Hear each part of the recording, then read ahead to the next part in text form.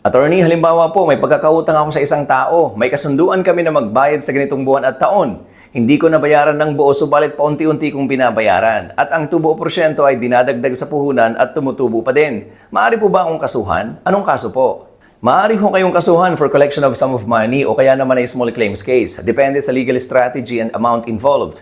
So again, sa tanong na kung pwedeng makasuhan ang may pagkakautang, ang sagot ay pwede para masingil sa pagkakautang. Kasong sibil ho yan at walang kulong. Tandaan, malinaw ho ang nakasaad sa ating saligang batas, Article 3, Section 20, no person shall be imprisoned for debt. Ibig sabihin, wala nga talagang nakukulong sa simpleng pagkakautang lang. Pero ibang usapan kasi kapag may panglulokong kaakibat, in which case, maaari kayong masampahan ng kasong kriminal. Diyan ho, maaari kayong makulong. Classic example ho niyan ito. Nangutang kayo at para makumbinsin nyo ang taong inutangan nyo para bitawan niya yung pera at ipautang sa inyo, nag-issue kayo ng post-dated check to guarantee payment. Pero nang in-cash niya ito, abay tumalbog ang cheque dahil closed account na. Kaya ay hindi sapat ang pondo nito. Sa ganyang sitwasyon, pwede ho kayong mapanagot for violation of BP 22 at maging estafa. Criminal cases ho yan at may kaakibat na pagkakakulong depende sa hatol ng korte. So again, walang nakukulong sa utang kung pangako lang na magbabayad sa taktang araw o petsa subalit hindi natupad at hindi nakapagbayad.